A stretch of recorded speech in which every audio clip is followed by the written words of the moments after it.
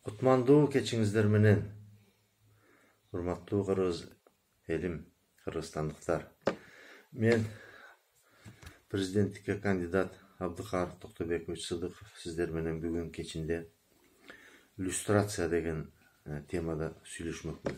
Иллюстрация деген бул мамлекеттик бийликти тазалоо. Эми ушул жерге келгенде мен бир өзүмдүн байкаган мамлекеттик кызматтагы тетири нерселерден баштагым келип атат. Биринчиден, көп мекемелерде, министрликтерде булардын жасай турган жумуштары, жанагы кызмат милдеттенмелери ар кандай эле жазылып калганда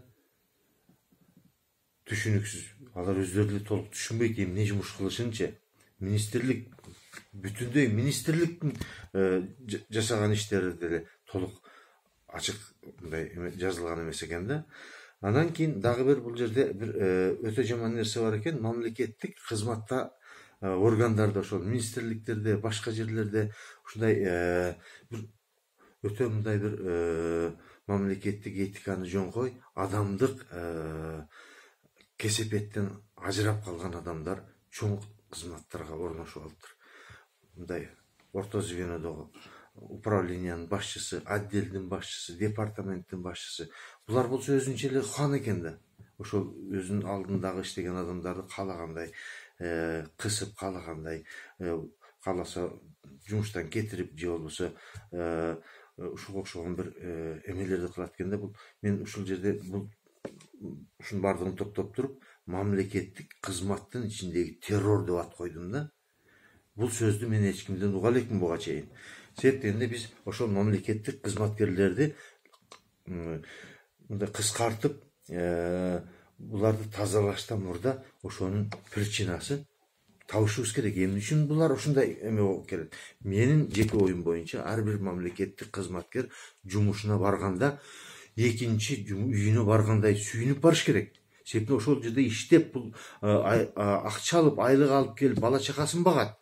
Бул көбүнчө жерде жанакындай бир бардыгын айтпайм, бирок мен ушундай эмелерди көп байкаймын да. Эгерде бир ошол олордун башчысы, начальниги бир жакшы бир адам кесепетиндеги адам болсо, бул жакшы болмок да.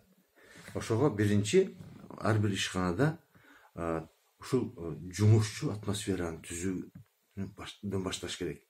Анан ошол жерде дагы биринчиден жанагы жердешчилик, тууганчылык, ушуга окшогон нерселерди тыйыш керек. Ар бир ишкана өзүнүн ошол туура жазылган функциональный обязанностун аткарыш керек дагы. Эгер бир адам жумуштан кете турган болсо, эмне үчүн кетти? Может, баягы орусча айтканда, может, выжили или ушли? Ушуну такташ керек. Себеби ошол мамлекеттик органда иштегендердин дагы ушулардын укугун сактап, ушуларга шарт түзүп берип, элге жакшы кызмат кылгыла десем, адам баласы булар дагы иштейт да.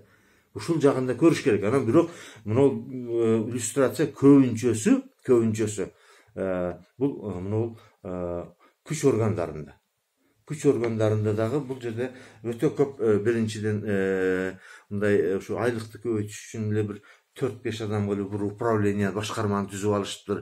Эми ал жерден биринчиден жана званияны алышат экен, экинчиден айлыгы, ушундай эмелерди карап чыгыш керек да бардыгынчы. Анан ошолордон кийин анан мына бүгүнкү вообще эмеден кетип калган адамдарды, мыйзамды ушу дебейлеп эметкен эмелерди кыскартып туруп, ордуна жаңы кызматкерлерди алган мезгилде ушуларды караш керек дагы. Себептен бузуу, бул өтө эле бузуп коюш оңой эле. Ошону кайра ордуна келтириш бул өтө чоң эмне, кесипкөйлүктү, акылмандыкты талап кылат да. Ошон үчүн мисалы үчүн бирок бүт жанагы чертадан, сызыктан өтүп кеткендердин баардыгын жоготуш керек. Бул сөз жок бул жердечи. Анан ошол калган бар кызматкерлерди сактап калышыбыз керек.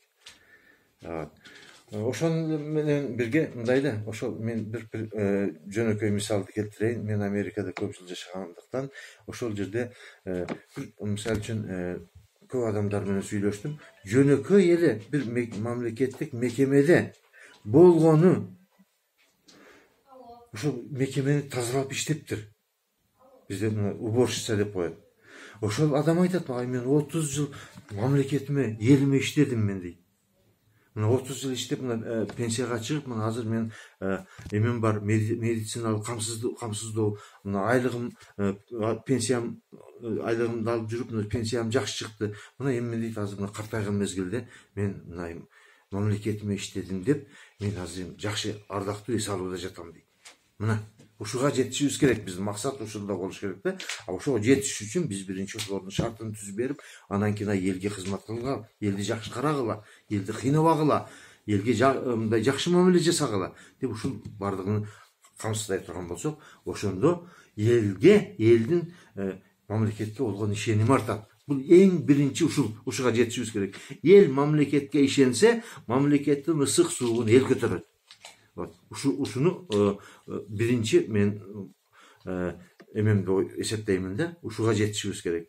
Ошондо мисалы үчүн ким болсо баягы азыр бизде кандай экен, бир кагазды кол койдурганы барсаң, же бир справка алганы барсаң, мисалы үчүн азыр бирөөс эметип калды, мындан бир 4-5 жыл мурда бир кичине тыйын бербес, эртең кел же түштөн кийин кел, ушинтип баягы гонять этип, ушинтип неметип жүргөндөр көп болгон да случайлар.